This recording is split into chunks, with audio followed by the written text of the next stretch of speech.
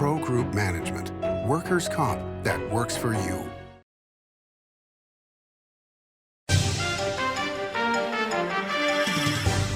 Welcome to Nevada Newsmakers. On the broadcast today, we're talking economic development with John Boyd of the Boyd Company, here for the whole show on an all-new Nevada Newsmakers. It's a good time to eat. It's a good time to play. It's a good time to win. Ooh, your good times a Tamarack. Save money and take transit.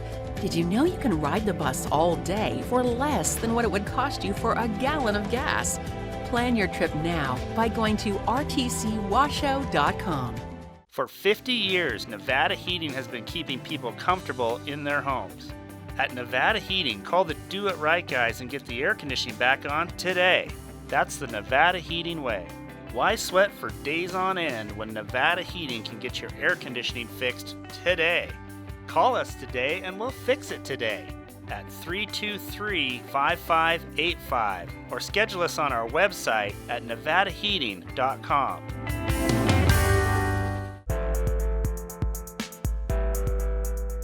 They want us to believe we only have two options. That's just not working anymore. I've never been a follower. I'm a businessman and entrepreneur. I'm ready to forge a new path to secure our future, one that keeps Northern Nevada free, fair, and wild. A path that means freedom for all, including affordable housing. I'm Greg Kidd, and I approve this message because I'm not from either political party. I'm for Nevada. Welcome to the Winnemucca Big R. Hi, I'm John Walker. Welcome to Big R Lovelock. Hi, I'm Rich Martin. Welcome to Fallon Big R. My name is Braden. Welcome to Big R Fernley. Hi, I'm Kelly. Welcome to Big R Sparks.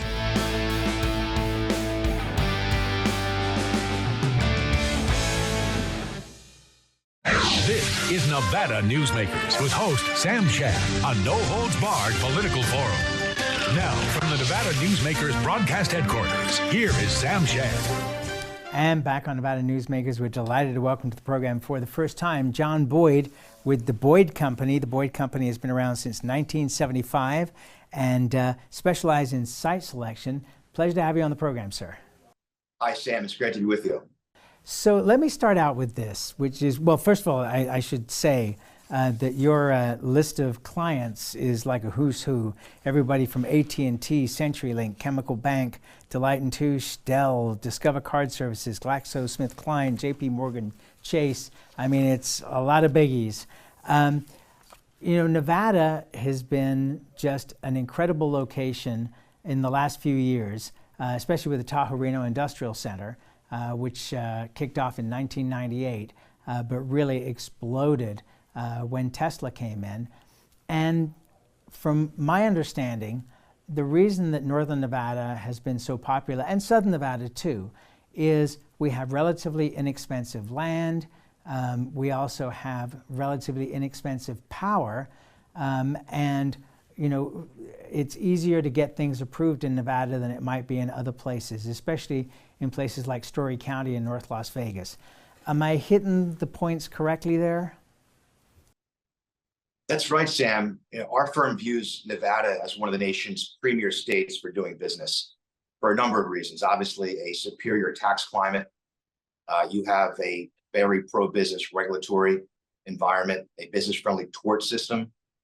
And that's one of the reasons why Nevada has been such a big beneficiary of the historic outmigration of people and wealth and businesses out of California. California lost 500,000 people since the year 2000. That represents billions of dollars of taxable income and billions of dollars of corporate investment. A recent leading indicator poll that our firm conducted shows Nevada as the second most favorable location for relocations or expansions among C-level executives in California. Okay, Nevada is only behind Texas in that regard. So that shows that as a lot of projects that have been sort of on delay or hit the pause button, once projects start popping, Nevada's in the mix for a lot of exciting new relocations and expansions. Okay, so then I have to bring up the obvious question then, which is we already have a housing shortage in northern Nevada. EDON, the Economic Development Authority, said in northern Nevada we need 10,000 new homes a year for the next 10 years, or I'm sorry, for the next 5 years, and we're doing about half of that. In southern Nevada, they're running out of land, and even the land that BLM has approved to be given to southern Nevada is not going into the mix yet, according to Las Vegas realtors we've had on the program. So where do we house all the people that are coming? Well, you hit on two of the major challenges the state has: the lack of land, because of course 80% of the state is owned by the federal government, and the lack of affordable housing. Nevada is not alone amongst high growth markets in the Sun Belt dealing with the affordability crisis. The state needs approximately 80,000 new homes. We like some of the new investments. The state is spending record amounts of money to put new affordable homes in the pipeline, and there are thousands of homes coming on stream in the pipeline. That, in conjunction with the interest rate cut last week, and the mortgage rate now at 6% versus 8% just a year ago, and the overwhelming demand for people to move to the state, should encourage more developers to be doing more housing development. Do you think that one of the problems with housing is that Americans have come to expect much larger houses than, say, we had in the 50s, and they're paying the price for that? That's true. And a lot of housing really is cyclical. Things come in and out of fashion. What we're seeing is a lot of younger workers, millennials and Generation Z workers. Many of the workers attracted to work in high-tech industry in Reno and some of those high-growth submarkets of Reno, preferring to wait longer to get married and have children. They're buying smaller units. Okay, that is another emerging trend in real estate. Smaller, more affordable units for younger workers. Elon Musk, who just officially relocated Texas headquarters to Bastrop, Texas, is doing a major housing project in Bastrop with smaller homes. A lot of those are modular homes, so that's an interesting dynamic, and that's a growth industry for Nevada also in the months and years ahead. Yeah, Don Ahern of the Ahern Companies, family of companies, who's a sponsor of this program, is doing modular housing both in southern Nevada and in rural Nevada and up in Idaho. So yes, I would certainly agree with you on that. One of the issues that is coming up is, with all these data farms that want to locate in Nevada and solar projects, et cetera, it seems like the industry, which of course is MV Energy, is going to have a hard time keeping up with the growth. I mean, Project Greenlink appears to be oversold, and it's not even online yet. Right. Reno, of course, home to one of the largest concentrations of data center industry in North America. Earlier this year, Tract, Denver-based real estate land acquisition firm, announced a 517-acre campus at the Tahoe Reno Industrial Park. So it's an industry that's continuing to grow. And you're right, Sam, the data center industry is the new battle zone for not just NIMBY forces, but also those concerned about the overall demand on power requirements and how that affects tax-paying citizens. So that'll play out. And the other result of some of the success in attracting these massive data centers has been inflationary land and labor costs and construction costs in Reno. That's one of the reasons why we're projecting a new wave of growth south on 580 into Carson City, into Douglas County, into Minden, Nevada, which happens to have an abundance of very attractive shovel-ready real estate, also proximate to Lake Tahoe, where so many influential business leaders have second, third, or fourth homes. One of our major clients, UPS, just put a new fulfillment center in Minden, and thus far their experiences with recruiting has been very, very positive. Well, yes, it's kind of funny when it wasn't GM, GE first bought into a project in Minden. The executives didn't want to come. And then the first executive showed up, and now you can't keep them out. And now, of course, it's Baker. But I mean, the Carson Valley is one of the most beautiful places on the planet to live. You were talking about Tract. Grant Van Royen was on the program a few weeks ago, And they've got over 11,000 acres now that they're developing. And he said that this project could be worth $100 billion before it's done. I talked to him about that. I said, well, you know, are you a public traded company? He said, no. I said, do you plan to do an IPO? He said, no. And in private talks with other people, they have all the funding they need for this. I'm not surprised, Sam. I mean, the cybersecurity industry today is roughly a $300 billion industry. We're projecting it to double to $600 billion by the end of this decade because of artificial intelligence and all of the new cybersecurity demands. Okay, virtually every industry today requires satellites and space securing information, and that results in enormous new cybersecurity demands. And Reno really is really front and center of this industry, just as it is front and center with the lithium industry. To say the least. Just one more thing on the power industry. What was fascinating over the weekend was I was reading, I believe it was in the Wall Street Journal, about they're reopening one of the nuclear reactors at 3 Mile Island, one that wasn't damaged. It was shut down about 5 years ago just because it wasn't profitable at that point to be open. And now Microsoft, in partnership with the company that owns the project, is pushing the opening of the last reactor at 3 Mile Island. Do you think it's time that the United States gets back into the nuclear game? Because it's the greenest of technology, and we have to get over the fear that's been created over basically 3 incidents around the world. Absolutely. You know, we need to do nuclear. We need more power on the grid. And you're right, aside from a few tragic incidents in history, it has a very safe way. You know, we put a man on the moon back in the 50s. I think we can do nuclear in a secure way because you can't stand at the ocean and prevent the tides from rolling in.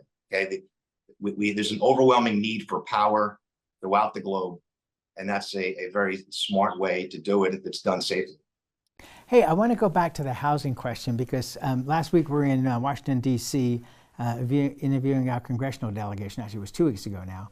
And I spoke with Congresswoman Titus and Congressman Horsford, and they both have a bill that they're working on to restrict companies from buying up housing in downturns in the economy, particularly in the Las Vegas Valley and in some of the poorer areas of North Las Vegas. And I was kind of curious to get your take on that because it seems to me that that's capitalism. If there's a downturn and you've got cash, you can swoop in and buy property. And then, if it's your property, why shouldn't you be able to raise the rents if people are willing to pay them or raise the prices when you're willing to sell them? Well, I'm certainly a capitalist, and you're right, but that practice has drawn a lot of backlash for corporations. There's a branding quotient associated with that, so every company needs to decide if that's something they want to do or not. But clearly, for a viable, sustainable economy, there needs to be affordable housing. This is a challenge that most high growth markets in the Sun Belt are dealing with. I think an interesting catalyst for new affordable housing will be Brightline West, coming on stream by 2028, hopefully in time for the Summer Olympics in Los Angeles. That should be a catalyst for new transit-oriented mixed-use development with an affordable housing component. And we're seeing that now play out in Central and South Florida. Now, we're based in Boca Raton. Brightline really has been a game changer, not just with transportation, and we know how congested the I-15 corridor, can be, but it's also been a game changer with respect to real estate and transit-oriented development activity. We see that occurring along the I-15 corridor in the months and years ahead. Okay, so for those that are not familiar, Brightline West is the train system that is running very successfully, just as Brightline in Florida, and has now gotten pretty much a majority of the money they need, and they're breaking ground. They've got 100 acres in Warm Springs in Las Vegas to build their station and a mixed-use development around that. So when you say that it's going to encourage other development, obviously for high-speed rail, there's not going to be a lot of stops along the way. Is all the development going to be around the stops, or are we going to see other areas develop because of the fact that the train is there? It'll be both. It'll be private developers drawn to this new dynamic, this new high-speed public transit that's been talked about for the past 30 or 40 years. It's finally happening. There's finally a case study of a successful operation of Brightline, because it's been very successful in Florida. And anytime you involve transportation and federal funds, there becomes new opportunities to get an affordable housing quotient. Were you surprised, and are you even familiar with the fact that the stadium that was going to be built next to Brightline, apparently negotiations fell apart on the land purchase, and they're now looking at somewhere else to build that stadium? I would have thought that being right next door to the Brightline station and its development would have been the perfect location. Yeah, the final piece of that puzzle will be the actual parcel of real estate.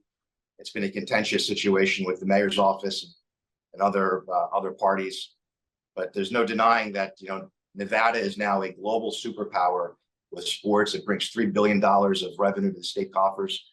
The Raiders, the Golden Knights, Formula One racing, soon the MLB franchise, and soon a LeBron James-led NBA franchise, very likely to happen on the Las Vegas Strip. It's pretty incredible. Let's take a break. We'll come back more with John Boyd from the Boyd Company after this timeout. Story County is leading Nevada. Home of the Tahoe Reno Industrial Center, Google, Tesla, Panasonic, and other world-leading companies. Story County provides thousands of tech, advanced manufacturing, and logistics careers for Nevadans. We're diversifying and driving Nevada's economy and generating millions in tax revenue and billions in economic activity across northern Nevada. Story County is leading Nevada's future. As you know, Reno is booming. Toll's development company is helping it grow with insightful design and development, building community with every project, adding beauty, adding excitement, emphasizing our shared humanity. Reno is becoming bigger. Toll's development is helping it become better, more livable, more enjoyable. To learn more, go to tollsdevelopment.com. tollsdevelopment.com. Like a traditional handmade basket, retail is woven into the fabric of life in Nevada. From big box to mom and pop, retail supports our communities in countless ways. Jobs for the disabled, team uniforms for kids, help for the elderly, and so much more. Retail employs over 1 in 10 workers. Retail supports Nevada, and we support retail. RANNV.org. Pro Group Management is the place where companies can find workers' comp solutions that are designed to meet their specific business requirements. As regulations evolve, Pro Group takes a proactive approach to clear the path to make sure your business stays ahead of the curve. Knowing your workers' comp program is optimized, you can focus on other important matters related to your growing business. Pro Group Management, workers' comp that works for you. This is Nevada Newsmakers. And back on Nevada Newsmakers, we continue our conversation with John Boyd with the Boyd Company. One of the things that we were discussing backward and forward in email was Reno's tech hub designation for both Reno and Northern Nevada, with UNR and former Governor Sandoval, now President Sandoval of the university, taking the lead on this. What does this mean, in your opinion, for the development of Northern Nevada? It's very significant. There's a common denominator among cities attracting talent and corporate investment today. It's a proactive university on economic development. And that's precisely what UNR has become under the leadership of former Governor Brian Sandoval. You look at the investments, its real estate investments downtown. You look at it expanded enrollment. You look at its initiatives in rural parts of the state, and that federal tech hub designation, which is very significant. Reno, one of 31 federal tech hubs, one of 2 critical mineral tech hubs. So you think about Reno and the metro area's role in the global lithium industry. It's a $60 billion industry. We're projecting it to be a $300 billion industry within the next 10 years. The applications for lithium batteries go far beyond electric vehicles. We all know demand for EVs is a fraction of what many analysts expected several years ago. But every consumer appliance, okay, from cell phones to laptops to power tools, appliances, medical devices, transportation equipment, all rely on these lithium batteries. And the region is well positioned to really be a global leader. Just last week, Redwood Materials signed a deal to handle all of BMW and Rolls-Royce's battery recycling. That's very significant for the region. Yeah, and that's been the same story with Ioneer and Thacker Pass, is the amount of funding that's come in from private companies, auto companies especially. With Thacker Pass, I believe that everything that they can produce for the first 10 years is already accounted for. And we interviewed the CEO of Lithium Americas, and he said that's a 40-year project. It's very early in the curve of this lithium loop, okay? Thacker Pass Mine, the largest lithium deposits in North America, it is coming along stream nicely. And, you know, UNR's relationship with that effort, along with its workforce relationships with companies like Tesla and Redwood Materials and Panasonic and American Battery, are all consistent with really making sure that the workforce is there. Companies are only as good as their people. Okay, so that workforce dynamic is critical. Reno, by the way, was just named by Forbes magazine the 9th most educated city in the country. Okay, 60% of folks in the labor force in Reno have a bachelor's degree or higher. That's very significant. To put that in perspective, Henderson came in at 19th and Las Vegas came in at 50th. And that's really indicative, consistent with this wave of high-tech companies leaving the Bay Area. Many of these companies don't want to go all the way to Austin or Central Texas. They want a close and proximate alternative. And that's really precisely what Reno and those high-growth submarkets of Reno bring to the table. Yes, it's really quite incredible. Okay, let's take another break and we'll be right back after this time out. All of us have served our country, so it's important to have a leader that takes care of our needs. Jackie Rosen's record speaks for itself. Senator Rosen has made mental health care for returning veterans a priority. Jackie is working to keep the VA strong. I mean, the work that she did towards the burn pits, she worked bipartisanly to get the PACT Act through. You know, Jackie understands what we've gone through. She gets it. Win Senate is responsible for the content of this ad. What do you count on? You count on your power every day. At NV Energy, we've always powered what's important to you. But we're not looking at the past. We're focused on the future. While our standards are high, our rates will remain low. And our commitment to renewables isn't just meeting standards, but leading the way. Because you can count on more than just your power. You can count on the company who brings it to you. That's our promise. You can count on it. Early in the morning or throughout the night, professional truck drivers are on the job, serving you, safely moving freight that's crucial to our economy. From the oldest industries to our newest innovators, from the exotic to the everyday. Trucks are everywhere, moving everything. Never afraid to embrace a future that makes Nevada and our nation stronger. Trucking moves America forward. Here on 7 at 7, we're bringing you the local headlines in just 7 minutes. We've got you covered in the morning, evening, and for all breaking news in between and as it happens. Life is busy, and we don't waste your time. Join us for local news now streaming on our YouTube page. Carson Valley, hate your place for the good times. Carson Valley.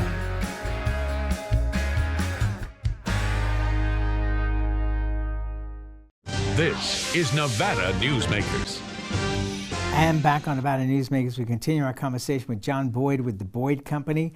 And, you know, it's interesting, over the years, John, as I've followed economic development, people within the state have always said that, you know, things like education in K through 12 and the brothel industry will be factors that will stop people from wanting to come to Nevada.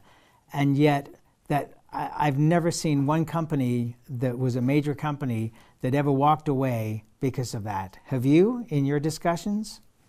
No, and that's well said.